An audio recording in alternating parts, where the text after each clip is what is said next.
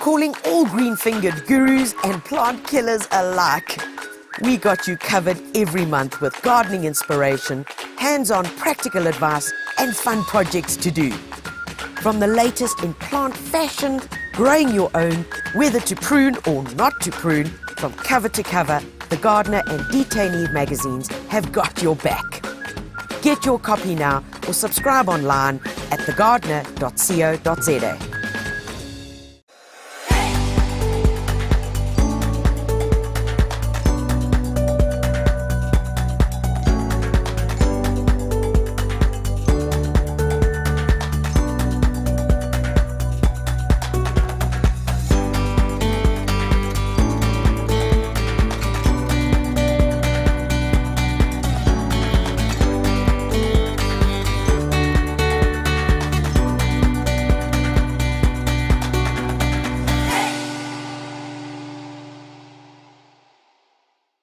Gardening with Tanya is proudly brought to you by plantland.co.za for quality plants and all things gardening.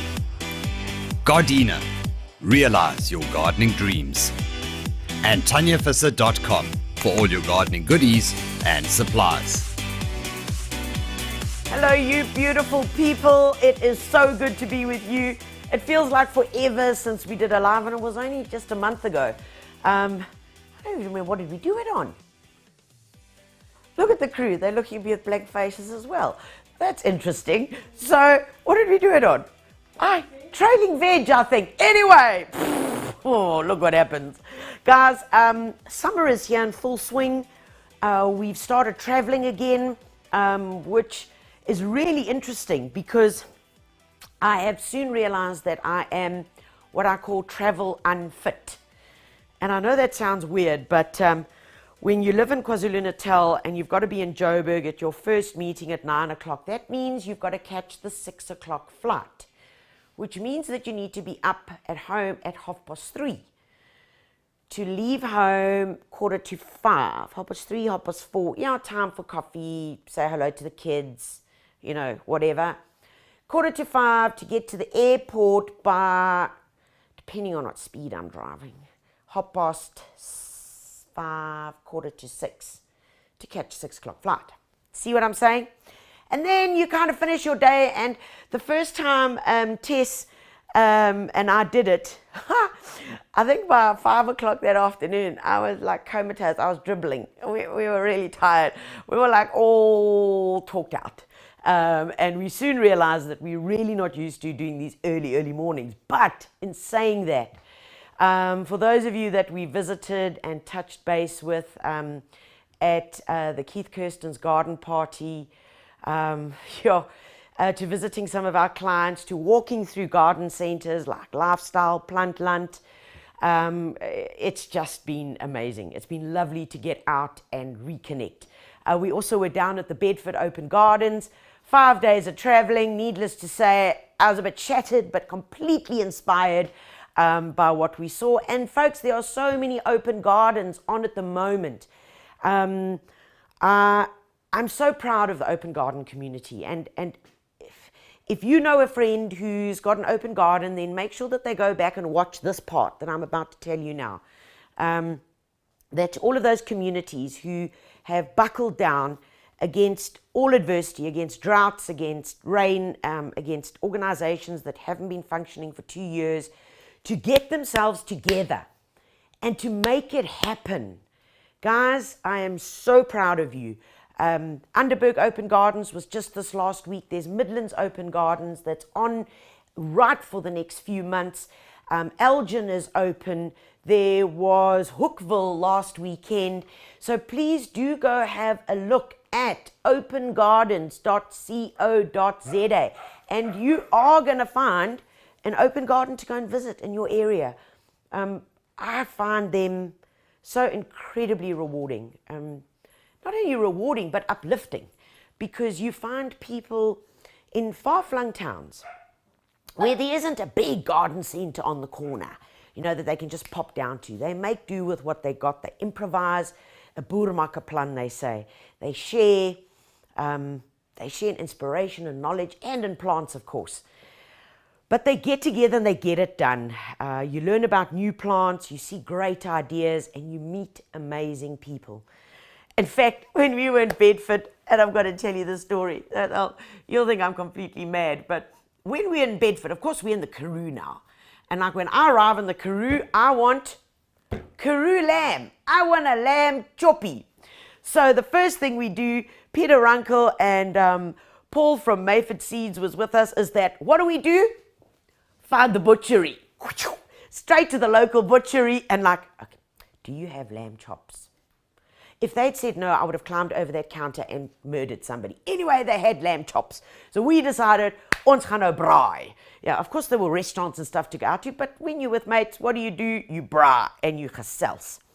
So of course a little stop off at the bottle store, got some lamb choppies, and we paid, and I have to tell you this, we paid 140 Rand a kg for lamb chops.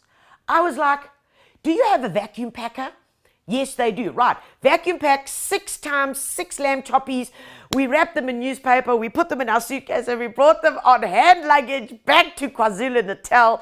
And this week I had lekker lamb choppies from the Karu. So it's the small things. Oh, guys, I think one day I should really sit down and write a book on the travels and on the amazing people that we've met on these beautiful, beautiful tours.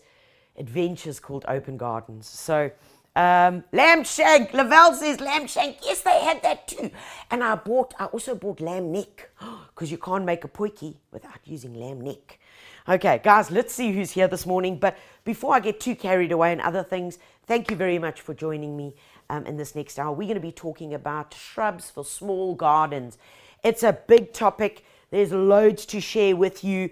I've got a surprise waiting for me here, which I ordered the stuff. I ordered the plants, but you can see I haven't opened it.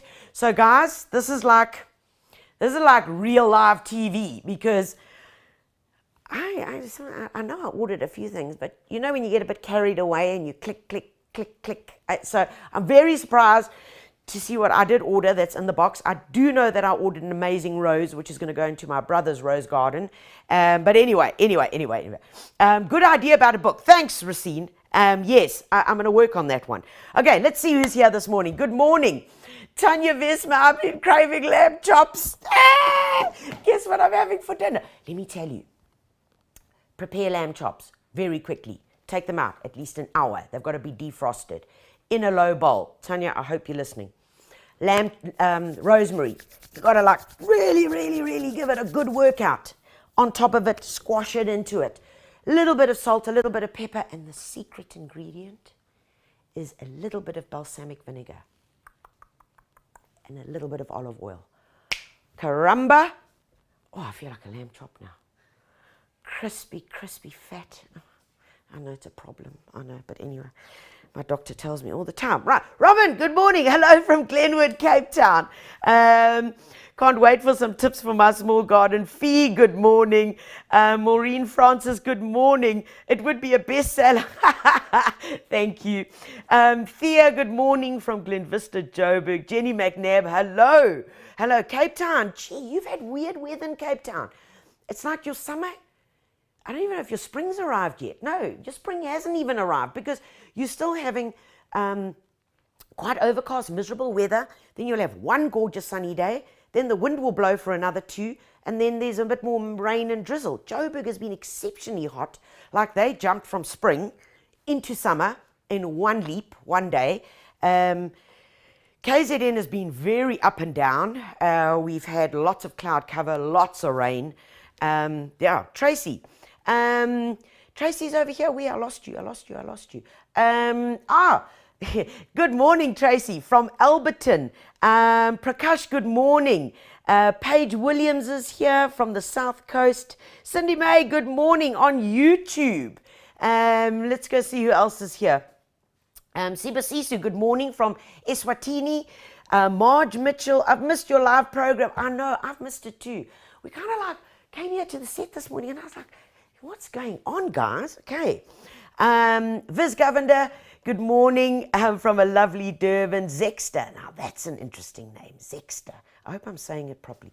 Zexter from Park Park Ran in Boxburg. Lavelle.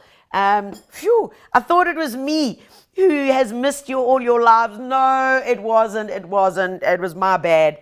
Tanya says again, of course from a cloudy Gillets. Yes, we live in Mordor land. I said that if I stand still for long enough, we've had so much mist and rain that I might start growing moss on my feet. And in between my fingers and that, because it has been super, super rainy. Super misty. Right, who else? Ruane Pillay from Joburg South. Ryan Robinson. Oh my goodness, I'm so excited to finally catch you live. Usually I watch your lives after the fact. Ryan, whatever you have done to make time for today, if you called in sick with a stomach ache, diarrhea, hemorrhoids, headache, migraine, irritating mother-in-law, whatever your reason was, I fully approve. And if you need me to sign your sick note, I'm there. I'll say that you had soil issues.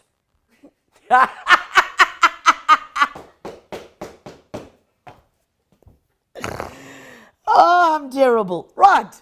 Jill, good morning from the Midlands. Winnie, good morning. I'm actually blushing. Sharon, good morning from a sunny Boxburg. And Diane, Tanya and crew. Yes, the crew is here. And I couldn't do it without them. Oh, hello, Bahari. Look, Bahari's come to pay her. Bahari loves TV. She loves the light. Bahari, smile for the camera. Smile. Say hello. Say good morning. Say good morning. Say hello, good morning. Say good morning. Give me a smile. Give me some. Yeah, no, she doesn't want to smile this morning now. Say good morning. Say good morning. Say good morning. Yeah. She really wants to go to Hollywood. I reckon. Really wants to go to Hollywood. Yes, pups. Okay. Guys, so today we're talking shrubs for small gardens, and here's Kayla also coming to say hello. The whole gang is here. Now, I don't know if I showed you, but you do know that we've got a new rubbish. I did show you. The rubbish has grown. Irene, when she's being naughty. Iris, when she's being particularly naughty. Ari, come here, Baba. Let me show you how this child has grown. I did say that it had one mother and 45 fathers, and you will see exactly why. Come, Baba. Come see here. Come see here. Come. I'm going to put her on the table so that you can actually see how big this child has got. Oh, look at me. Hello, my Baba. And does it talk? Yes, thank you for the kisses. And these paws are like humongous. We asked the vet, how big do you think she's going to grow? She had the same answer as us. I don't know. But this is our new little joy, also known as giraffe. Loves eating shoes, eats bromeliads, eats my succulents, loves bone meal, and yes, she's quite a character. Ari, say hi to everybody. Say morning. Say morning. I got very sharp teeth. Say morning. Come, cooks. Come. Let's go. This is the little rubbish here. Take your hoovie. Okay, right, off you go. Take your hoovie there. Right, so that's the family. That's expanded. She is an absolute handful, but let me tell you, when I've been out and we come back home, does she moan? I tell you, she gives us such a story. It tells me how sad it was, how lonely it was, and she talks a lot, but that's our little bundle. Hey, pups. Anyway, guys, let's get into shrubs for small gardens. Now, it's really challenging, and I get it. And I get it when you walk into a garden center and you see all these beautiful plants aligned in rows, and you're like, what do I buy? How do I know what's going to be right? And it gets confusing and it gets overwhelming. So today what I want to share with you is what I call the stalwarts. They are the freedom fighters. They are the plants that can be used. They're easy, they're simple, They're going to give you that all-time beautiful structure that we're looking for in a garden. And what is important is to understand why shrubs are so important. Well, yeah, they're going to give me flowers. Well, yeah, that's a given. But what they're going to do far beyond that is cover a whole lot of aspects of gardening, which is so important. Privacy. Yes, for sure, even in a small garden. So it's very important that you choose well, because you don't want to choose a plant that is going to get 17 meters high by 3 meters wide, because that's your garden. That's it. It's gone. What else do I plant? So you've got to think very carefully. You've always got to read the labels, please. It's really important to do your homework. So this polygala, it's indigenous, it's compact, it's evergreen shrub, pink purple flowers, 1 meter by 1 meter. Boom. That's what I need to know. That is what I need to know. Good garden plant and container shrub. And it is evergreen all year round. So it's really important, guys, to read that information. And don't just buy because it's pretty or because it's got a flower. No, okay, it's really, really important to avoid those garden mistakes that 7, 8 years down the line, we're like, I should not have planted that. So we need to get around that. And learn about that. But the most important thing is, how do we combine them? How do we plant them? Tanya, give me 10 shrubs that'll work well in my garden, whether I live on the south coast, whether I'm in Johannesburg, whether I'm in the northern province that's going to get lots and lots of frost. What can I use, and what is going to give me that texture, interest, diversity, plus attract some wildlife?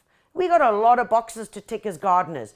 And I get it, because that's our home, our garden is our haven, and we want to get the best possible solution. But before we go into that, I'm gonna open up the box. I'm gonna open up the box, which is I ordered these from Plantland, from the online store, and that is in Pretoria, guys. I ordered it, and 2 days later, the box arrived, and here it is. So, like I said, I can't really remember what I really can't. But let's have a look. Let's open this guy up and let's see. So this is from the online store. Remember, pop along to plantland.co.za. 3, 2, 1, guys. Ooh, Smarties, presents for Tanya, presents. Ooh, okay. So let's, and look how nicely they packed. Oh, caramba. Oh, yes, I've wanted one of these. I do remember ordering it. Abelia, lemon and lime. Oh, cracker jack. And I have wanted this agapanthus forever. It's called Buccaneer. Look at it, tight, nice little tight heads. Look at the color, look at that color. Isn't that beautiful? Oh, okay. And another, Aggie's panties. That's what my grandmother used to call them. Aggie's panties, not agapanthus. Aggie's panties. You'll never forget the name ever again. Okay, what else have I got? Oh, I've got some hydrangeas, and these are the I think these are the summer. These are the summer series. Endless Summer. There we go. Endless Summer, Hydrangea, Endless Summer Blue, Hydrangea, Endless Summer Pink. I'm going to talk about those just now. Oh, and of course, now a rose is a shrub. A rose is not a rose. A rose, botanically, is identified as a shrub. Funny that, eh? How we put things in boxes. This has to be, who's that? Hannon, and we have got, oh, Hannon's looking, I have to say it, Hannon's looking quite rigid in that picture, but never mind, Hannon's looking beautiful. He's looking he's looking lovely, Hannon. Okay, all right, Deloitte and Tush, I can smell it, yeah, I can smell it already. Yeah, around, it's here. Deloitte and Tush. Okay, so, is there anything else maybe in the box? No. Okay, right, okay, I empty the box. here it is, guys. 1, 2, 3, 4, 5, 6 plants couriered to me from all the way from Pretoria. So, let's talk through them quickly, because we've got, this is perfect combination. Why? Very, very simply, I want to talk about the roses very, very quickly. Now, you get various types of roses, guys, and you can see immediately by the structure of these roses, by the growth habit, that you have got two completely different growth habits.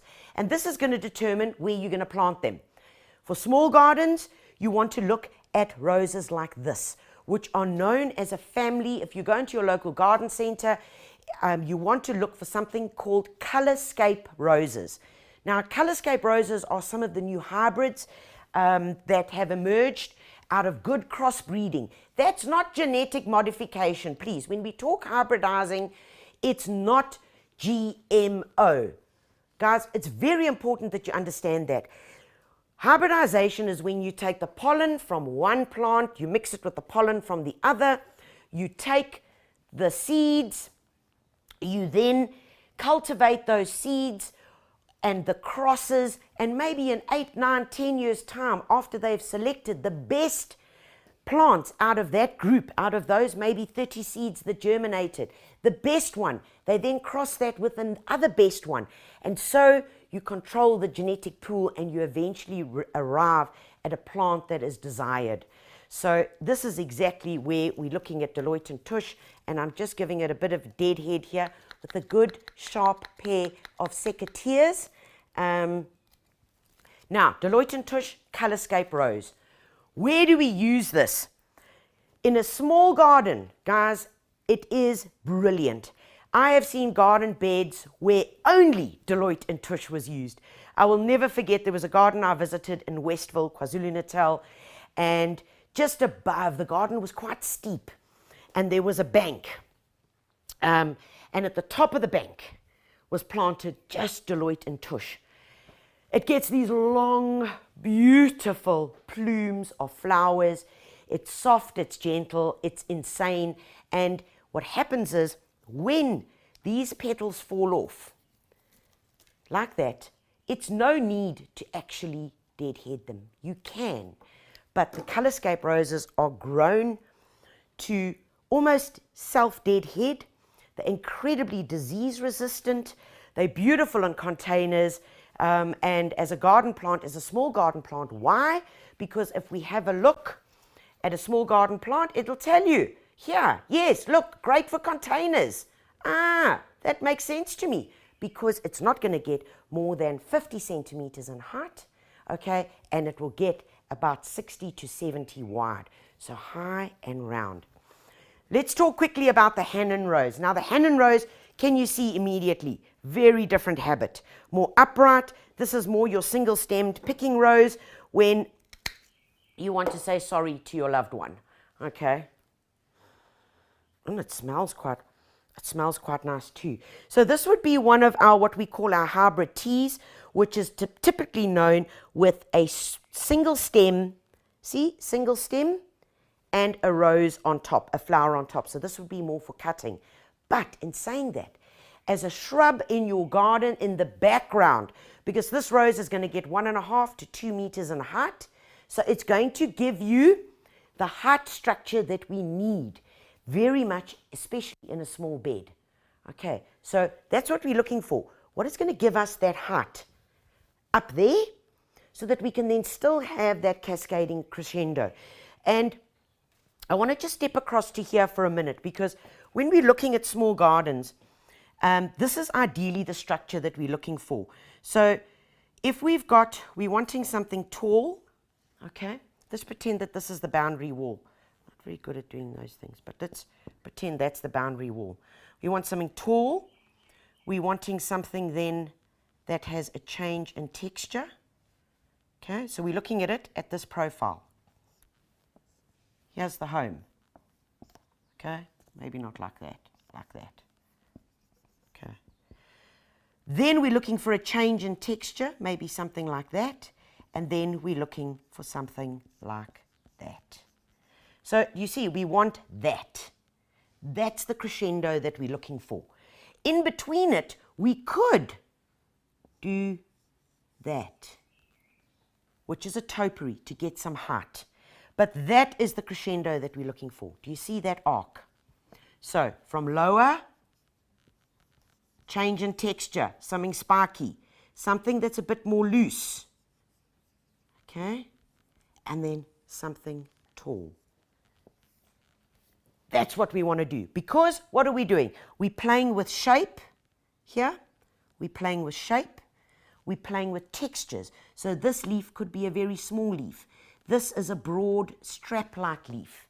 This leaf could be slightly bigger, and this, once again, could be something small, conical, possibly even a conifer. But if we play with these textures, that's when we get interest, and that's when we get that look that almost is quite appealing to the eye.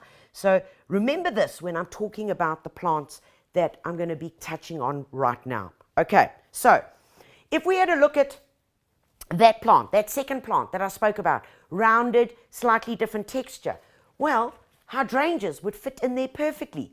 You're going to see them all over the shops. You're going to see them in your local garden centers in flower like this. Guys, they cannot live in this pot. Please get your hydrangeas, use them on your patio in a little pot. I'm looking for a little something to put them in as a grab me a something, because you know we all want our patios to look pretty. We want them to look their best for when the visitors come. And what I would do is simply this. Take the hydrangea. Remember, this is endless summer. It's called endless summer for a reason. We just planted a whole lot in the garden because it's one of the long flowering hydrangeas. So it's not only going to flower November, December. It's going to go into Jan, Feb, and March. So it will not only send up this flower. When you've pruned this flower off, it will send up another set, which is quite amazing. Here we go. Thank you. So we'll put it in one of these little things called a pot cover, okay? And that's how we'll put it, and it'll look really pretty on the Christmas table. But then after that, guys, after that, it needs to get out of this wee little pot, and it needs to get into the garden, okay, or into a bigger pot. It cannot live its lifespan out in this. Remember with hydrangeas, guys, please remember with hydrangeas, if you want to keep the color and you want to keep them looking the deep colors that you purchase them in, so whether it's a blue hydrangea or a pink hydrangea, you want to make sure that you're using the hydrangea food, either an acid loving. If you're using the acid loving, you are going to get blue flowers, okay? But you get pink hydrangea food and you get blue hydrangea food, all right? This is a general. So this over here, what this hydrangea food is going to do, it's going to enhance the color that the soil takes on. So if your soil is slightly acidic, you put the blue hydrangeas in, they might not become an intense blue. But if you want that blue to be really intense, then you feed them with this, okay? Because then you get that intensity. And folks, unfortunately, this is not like just a once-off wonder. What you've got to do, you've got to feed repetitively. Now, the hydrangea food, you can either just sprinkle around the base of the plant and water it in, or you can dilute it into water, and then you can use it as a foliar. So in other words, we are applying the food to the foliage, which means it gets taken up much quicker into the stomata, plus we are feeding the soil. So either way, just whatever it is, just follow the instructions, please. One application is not going to turn your pink hydrangeas blue. Unfortunately not. This is not like food coloring. It doesn't work that way. But hydrangeas is the stalwarts of the garden, and I'm going to show you here. If we come back to this, where does this fit in? Because remember, your hydrangea is going to get about 1.2 meters, even could get a bit taller by a meter wide. There it is. It's that shape there. Do you see that? There's the shape that we need to fit it with. There's the shape over there. That's your hydrangea because it's rounded and mounded. Okay. All right. So I hope that helps you. Rightio. That's endless summer. We've got these two beautiful roses. I'm just going to pop them over here. And, oh, the rose. Where could I plant this to give me that structure? Tall, getting me height, right at the back. So that would be this plant here. because then we've got tall at the back, and then we've got mounded and round with the hydrangea near it. Because remember, hydrangeas can also grow in full sun. If they have been grown in shaded areas, they will burn a little bit, but they will soon get accustomed to it, okay? So there you have it. Next. Oh, this is very exciting. Okay, next up, my Abelia lemon and lime. Now, many of you know Abelias because they are so good in the garden. They're fabulous. What I love about them is they can be clipped. You can just let it go as a shrub. As a shrub, it'll get about 1.5 by 1.5 high. But what would we plant in front of it? Okay, because remember, this guy's got to grow. Abelia lemon and lime can also cope with very low temperatures. Very, very low, and in winter, the colors become enhanced. So you get this golden, and I love the red tips. So, caramba, what about putting that in there? So look, imagine if this had grown a bit. We've got buccaneer, which is one of the hybrid dwarf agapanthus, especially for small gardens, especially. So you can see it's got the thinner leaf. How many spikes on that? 1, 2, 3, 4, 5, 6, 7, 8, 9, 10 spikes on one plant. That's insane. And that shows you what good breeding will do. We'll get you a plant that's going to give you loads and loads of flowers. But look at that color combination. Oh, I love it. That's so yummy. That is so yummy. Okay, so let's take it one step further. If I had my Abelia lemon and lime, I had my buccaneer, what could I put? What else could I put to complement it, to give me that wispiness? Okay, remember the wispiness is this thing here. Remember we spoke about that? So that could either be some kind of foliage or it could be a soft perennial. And ones that fit the bill perfectly are, of course, Gora. So look at that combination. So there we've got the soft and whimsical, okay? This is beautiful pink Gora. We've got the buccaneer, and then we've got lemon and lime. Now that is a superb combination.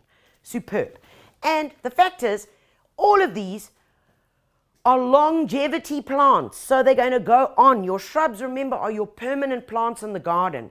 Your perennials that you're popping in between are the ones that you can then play with and mix and match with. And that's the beauty, in my opinion, of how we can then work with different plants. So let's keep those there because I'm going to talk about something else. Another great combination to fill in. Okay, so we're talking filling in. So if the bed went this way, long ways, if the bed went long ways, lemon and lime for mounded height, round, Agapanthus buccaneer for a bit of that wispiness, and then a change in texture would be this lovely Alternanthera black knight. Oh, isn't it beautiful? Looks like blackberries, gooseberries, mulberries. But look when I put it against these plants. Look at that. That is like jumping out at you. Power combinations, beautiful contrasts and color and texture, and that's what we want in our gardens. So I love it. What else could we do? How else could we mix this up? Well, as a shrub, if we were looking to combine something else with a shrub, one of my firm favorites in terms of topiaries would be this. So, looking at combinations again, a topiary, which is a clip ball, which is a shrub. This is Eugenia. Lovely early red foliage. An alternative could be to let this grow and turn that into a topiary. So if you're looking for a more formal structure, and then your soft perennials around it. So that's the idea, guys. That is the idea. Notice what I've been doing. It's clipping. It's either topiary, it's either a mounded, and then soft plants in between. But probably one, and yes, I know it might get a bit confusing, but maybe this that we're going to explain to you in the next few seconds is going to help you. We did a inspirational clip on a garden that was 6 by 4 meters. Now that's not big, guys. 6 by 4 meters. And I want to show you everything that they packed into there. And it shows you shrubs and perennials. So take a look, get inspired, learn from this, and then try and associate it back to the plants I've spoken about. Check this out.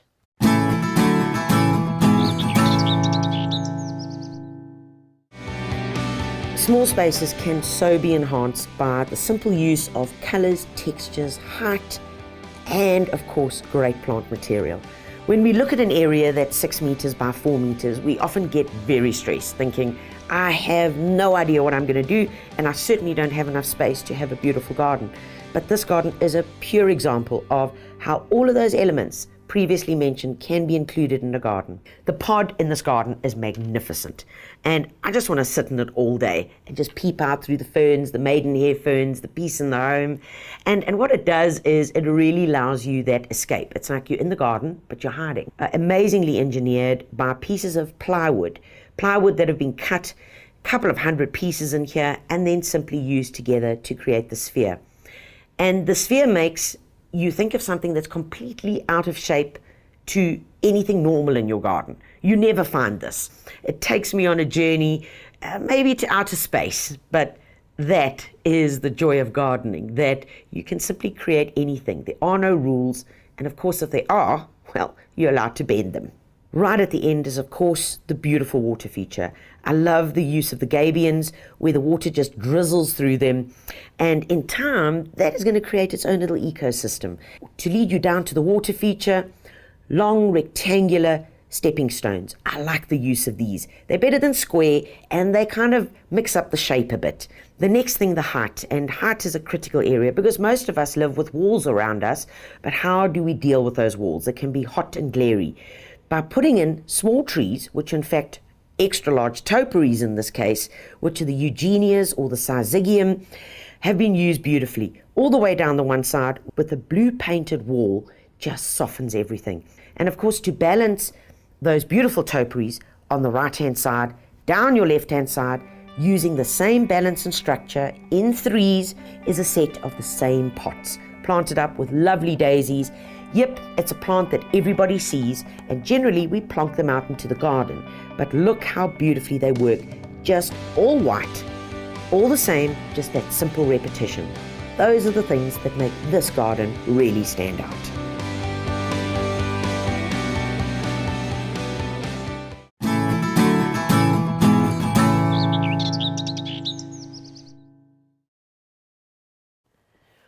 Right guys, so here I am, I'm behind all the flowers over here. So you saw that video clip, you saw the amazing use of space.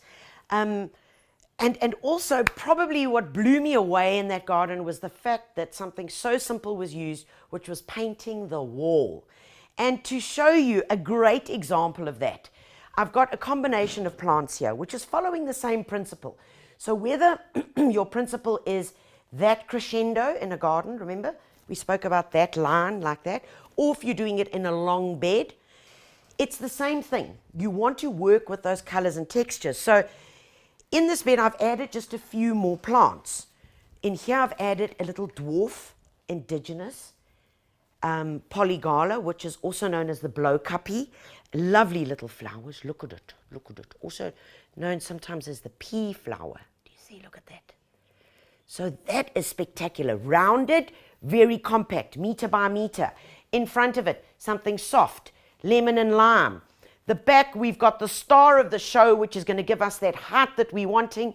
This, my friends, has to be one of the best plants that have hit the gardening market ever.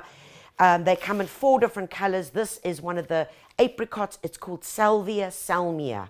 For those of you that visited my garden would have seen this plant in its full spectacular array. The sunbirds love it. It gets like that big. So from the table up there, about 1.2, 1.5 meters as wide, but you can also clip it to be narrow. So you can see this habit. I can contain it to be narrow, which means I've got other plants to work with. It never stops flowering. We actually got to a point the first year that we put them in that we were like, when are we going to prune these guys? Because they're always flowering. And eventually we took the plunge, which was autumn, end of autumn. We gave them a good haircut. You could even give them a summer prune as well if they start getting a bit scraggly. So look here. There's the garden, okay? There's your flow combination. If I add this in, which is the color, my goodness, look what happens. Everything pops. It's having a background to work with. So it's not always a bad thing when you've got fiber concrete walls or a wall of palisade fencing, because a coat of paint will do all the difference. It creates depth. It makes these flowers pop. Look at what the lime does, the lemon and lime, the salmia as well. The buccaneer just looks insane. And that's what I love about plants. On their own like this, yeah, they look okay. But my goodness, when we put something up that gives them something to pop against, hi caramba, it's a different story. This is a completely different story. So there's some beautiful combinations for you to use. And of course, never discount the white. Although it's a perennial, please always be encouraged to add white in, because what white does is it makes the others pop. Okay, so white here in the form of a daisy, or white could be in the form of a permanent shrub, which is this little spirea. It's a beautiful little variegated plant, very cold hardy, only gets to 60 centimeters by 60. It is deciduous, it loses its leaves in winter, but come spring and summer, look at those lovely, lovely little flowers, clusters of white flowers, and then it's got these coconutty, flecked pink leaves. This is its spring flush, which goes on into summer, and I just absolutely love it. Okay, what else could we be using? Now, there's a plant that I want to talk about, which is a bit rare, so you might find it a bit of a challenge to get hold of it, but I wanted to put it on your wish list, because this is a plant that you really need. It's called Thorncroftia longifolia. Look at its flowers. Thorncroftia. Look at these flowers and look at its long stems. Look at that, of these flowers. Interesting, because they actually still don't know what pollinates this. They think it's a type of a bee with a very, very long proboscis. Now, indigenous shrub comes from Barberton, Mpumalanga. It's even seen in northern KZN, and it was discovered by Mr. George Thorncroft, who in the 1800s, 1837, he spent a lot of time in the Barberton area, and he was collecting plants to take over to Kew Gardens in London, where they were assembling plants and naming plants and discovering new lands. Thorncroftia was one of these. It's almost got a bit of a succulent leaf. It's quite tough, leathery. It grows on rocky outcrops. Think about Mpumalanga, rocky outcrops, dry, arid, hot, sunny. That's where it loves growing. So from a tough point of view, it's brilliant. And it sends up these spikes, flowers, spring, summer, right into autumn. And in terms of care, you need very little. Hot, sunny position, don't overwater it, and every now and then give it a really good haircut. The interesting thing is that it's got a very sagey fragrance in its foliage, very, very sagey, which means that bugs will not like it because it's aromatic. Okay, a bug's not going to come along here and because it's going to taste like it's like eating a herb or something. A beautiful plant. I really love it, and I'm so glad we have found one, because it's going into my grass garden. What is it going to do? It's going to give me that height, but it's going to give me that look. Because notice, it's not sprawling, okay? It's upright and tall. So next to it, what would work? What would work? Let's just take a look. Small and mounded would work in front of it, which is my little dwarf polygala, okay? Yes, plus soft and whimsical could work beautifully next to it, which is the agapanthus. Which could we swap out?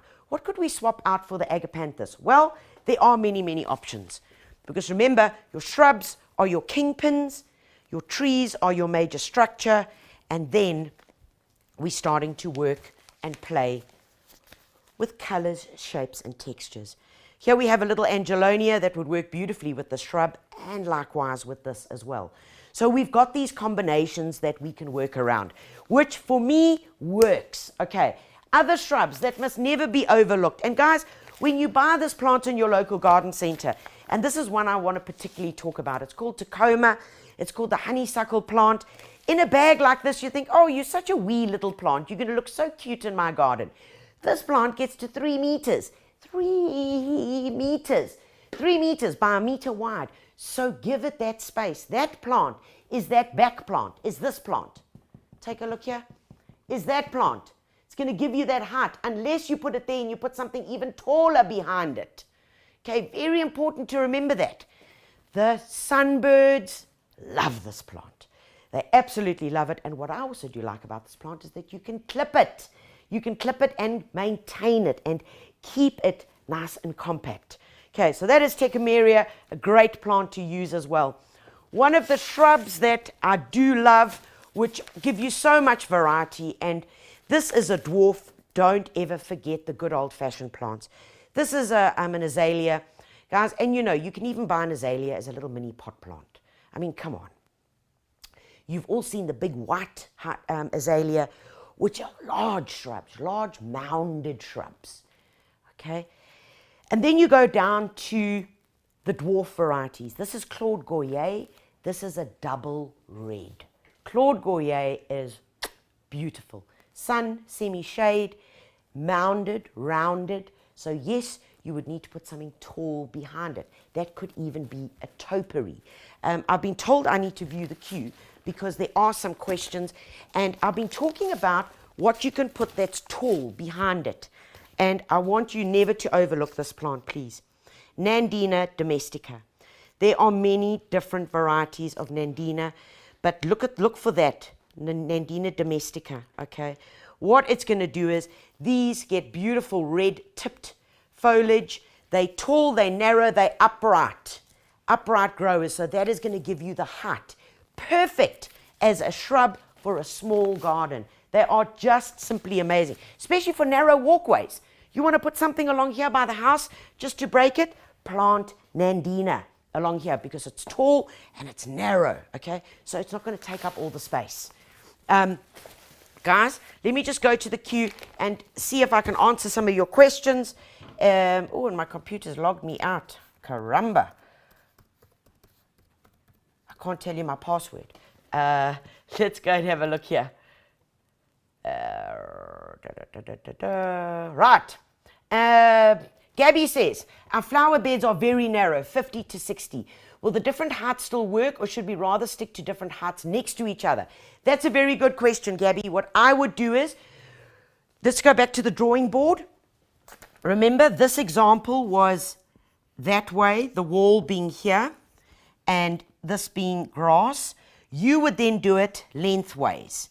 So you would then put rounded shrub, shrub with different texture, height shrub, so tall, and then you would work with something that's a bit looser. So you would do it more in this direction. But what I want you to remember when you are planting like that, and I just want to do this, is that if this was your bed, if this here was your garden bed, now we're looking at it from the top down.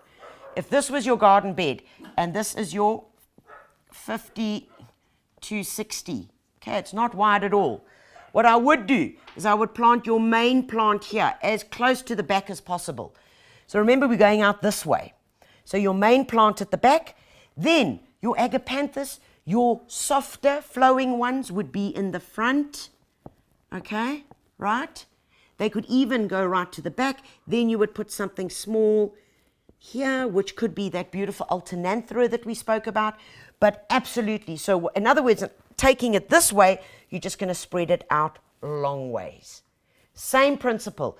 Think of colors and textures. Something with strap-like leaves next to something that's mounded. Next to something like that salvia, which gives us a bit more height. Okay, that's the principle we want to work on. All right, I hope that answers your question. I absolutely have no luck with growing hydrangeas. We live in oats ruin. Ha ha! That are why. Okay, if you're living in oats ruin, okay, but it shouldn't be. The thing is, your summers are very, very, very hot and dry. And believe it or not, we actually saw a hydrangea growing in the Bedford Gardens, where it gets exceptionally hot, 48, 52 degrees during the summer months. So You will only grow it in the semi-shade. You will only grow it in semi-shade, under trees.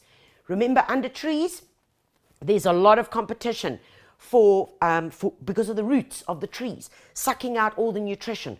So big holes, lots of compost, feed them. You're not only going to feed them with the hydrangea food, but you're also going to feed them regularly with something like this, with Atlantic Bio Ocean, a good few handfuls every 6 to 8 weeks, okay, as an organic fertilizer.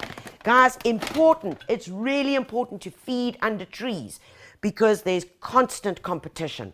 And if you can, on your very hot days, I would also just mist them down. Just a misting. So take the hose pipe and just a quick misting, just to keep the ambient temperature around them nice and cool. Okay, very important. All right. Erin, is it too late to feed hydrangeas once it's already flowered?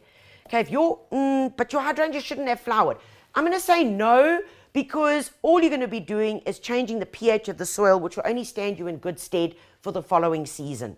Ideally, you wanted to start feeding with the hydrangea food in August. So that's when you really started. August, September, October, heading to November, December is their peak time when they look amazing. So I hope that answers your question. But remember, you can always do it all year round by just sprinkling it to make the job easier. Sprinkle the hydrangea food around the plant and then just water it in. And that you would do once every few weeks. What shrub can I use to plant? Tanya asks, what shrub can I use to plant in front of my fence for privacy from the neighbors? Oh, don't you like them?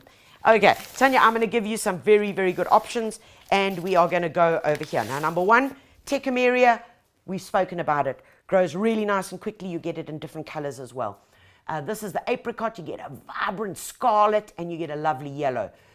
Beautiful to use as screening. Likewise, azaleas, but then I would go with the magenta, and the white.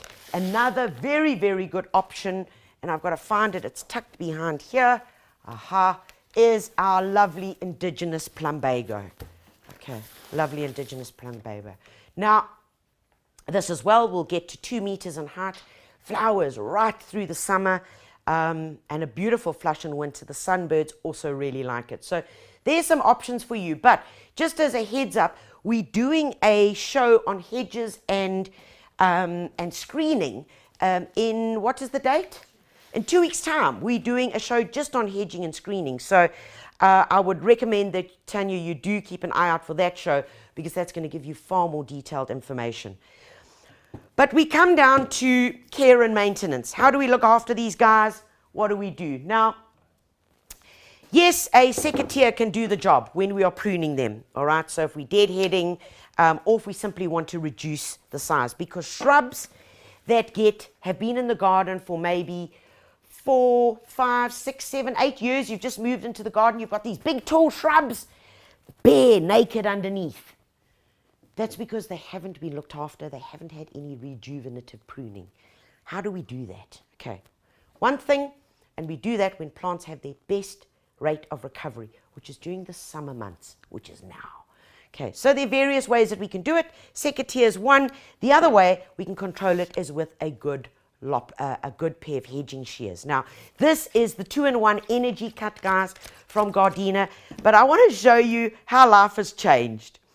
This is from my collection, which is probably from the 1940s. I mean, look at this guy. He doesn't even have this. So, can you hear that? That's where the metal hits against metal. It can get rather jarring and like go through your brain into your tinnitus of your ears. But you can see how things have improved. Here, there's this rubberized puncture. So it bounces and it hits against there to stop the vibration coming up your arms. Also, an improvement on your hedging shears or your pruners is that they've now got a wavy blade. A wavy blade gives you a far more effective cut. They've also been coated with a non-stick Teflon type product, which means that even if we're pruning plants with a sap, that they're not going to stick to it. The wavy blade is a must. Plus, they've added things like this. So check this guy out. If I wanted to give this plumbago a prune, Yeah, I could just go in there and give it a good prune, but it's got these gears. So this is your gearing ratio. So there we go. That's normal opening, giving it a haircut. But when I flick it back here, that's why it's called the 2-in-1. If I flick that, watch here. Ha! Big. So in other words, if I'm going to something that's really quite difficult either to get into, okay, so I've got a space that I'm battling to get into where I need to hold this, and this is where your power cut comes from.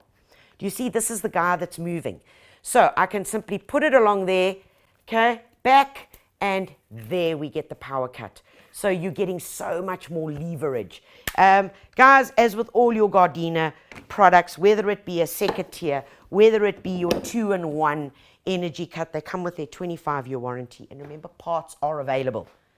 So important that there are parts available. Don't be one of those that buys one and then you go and look for it. And oh, sorry, we don't make that anymore. So, and plus the other thing that I do really like about this is look at the handles. So do you see how things have changed in terms of the comfort and the strength of the handle? Nice and easy to work with, whereas this would probably give me a few blisters. But there you go, guys. There's now in terms of shrubs, there's one or two others that I quickly want to speak about. This over here, for those of you that live in areas which get very, very cold, so like -7, -20, -20, if you live in Berkeley East, this is a shrub that you want for your garden. It's called berberis. This is Atropurpurea nana. Nana meaning small. Okay, whenever you see nana in a plant name, that means it stays small. So this little guy is only going to get to 60 in height. It's deciduous. Your autumn is absolutely celebrated with lovely yellow flowers, which are followed by berries. It then loses its foliage, and in autumn these leaves go red, red, red, and then they turn yellow. Can you imagine that riot? So that's where plants show off the seasons, and they give us a different palette. And I really do love that about the cold climate. Think of a combination. Think of berberis as, yeah, you got it. There, you see, you're getting it. Your small mounded, and something at the back like your belia, if we let it go and we didn't prune it, and we let it go quite tall, look at that beautiful color combination. A belia, lemon and lime next to your berberis. Okay. Further shrubs that I wanted to talk about, indigenous, is your glorious yellow Euryopsis. This is our indigenous daisy, Euryopsis pectinatus. Easy to grow. Grey foliage. We know when we see grey foliage, it's incredibly tough. And most grey foliage has little hairs on it. A great shrub to fill as an intermediary plant. So the middle of your bed. Not right in the front, okay, more to the middle. Not at the back, because it only gets 1 meter in height. So what would we plant behind it? Yeah, we've gone through those. Remember your options. Nandina, lovely red. As a combination, you could also use the plumbago to give you some height. Okay, so do you see what we're playing with? I hope that this message is coming through really, really clear, because it's important that when we are playing with shrubs and we're working on our gardens and thinking of doing new garden beds, that we really do consider those elements. It is about play on textures, and it's about making sure that we've got something flowering almost every month of the year. And with the samples that I've shown you here today, you certainly are able to get that. But before we finish off, guys, there's some more things to do this weekend. So keep a lookout. Here it is, jobs for the weekend. Get your...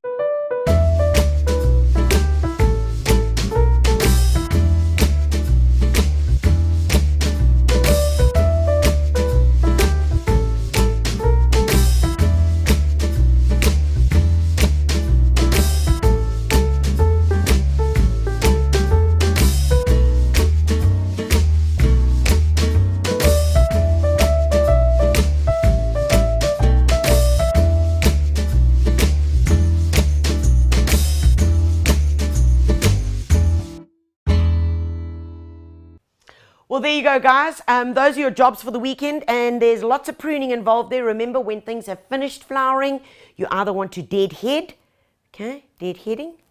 Remember, that's taking off the spent flowers. Or you might need a good pair of secateurs to give them a good pruning, to take away the spent flowers, or just simply to shape them. Guys, remember to please get your hands on our latest copies of the magazine. Grow to Eat has just hit the shelves. It is a spectacular summer issue, 96 pages, full of goodness, how to grow, yummy recipes, how to look after them, and what you can sow now. So get out and get it. Remember, you can also visit thegardener.co.za and you can subscribe to it online, or you can get your hard copy delivered to you. And our November issue of The Gardener and Detained is out on shelf. It's dahlia time. Isn't this a spectacular picture?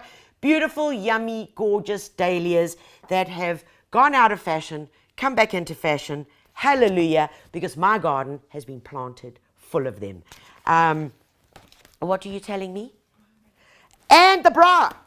Jeez, they instruct me. They never stop telling me what to do. And remember, the bra magazine is also here. Do you see so many things are happening now? I can't even keep track myself. And I will tell you that we made these yummy chicken wings when we were putting this bra magazine together. And I have a thing in my family. If you bring chicken to my house to bra, well, you either might get thrown out the gate or you bra it yourself. But I have to say, I ate my words when we made these. Chicken can be nice on the bra. Yes, okay, I'm converted. All right, I take it all back. But guys, the bra magazine is here. There's hot sauces, there's chilies, there's yummy recipes, and it's right in time and ready for the holiday season.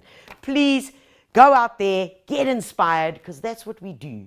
We want to inspire you to become a better gardener, a better cook, and indulge in this beautiful thing called gardening. A huge shout out to Gardena and to Plantland Garden Centers for your support today. Thank you for the yummy plants, and till 2 weeks' time, take care of you and yours, and most importantly, happy gardening. Thank you. Gardening with Tanya was proudly brought to you by plantland.co.za for quality plants and all things gardening. Gardena, realize your gardening dreams. And TanyaVisser.com for all your gardening goodies and supplies.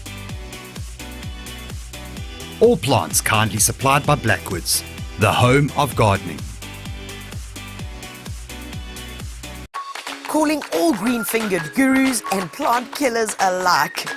We got you covered every month with gardening inspiration, hands-on practical advice, and fun projects to do. From the latest in plant fashion, growing your own, whether to prune or not to prune, from cover to cover, the Gardener and Detained magazines have got your back. Get your copy now or subscribe online at thegardener.co.za.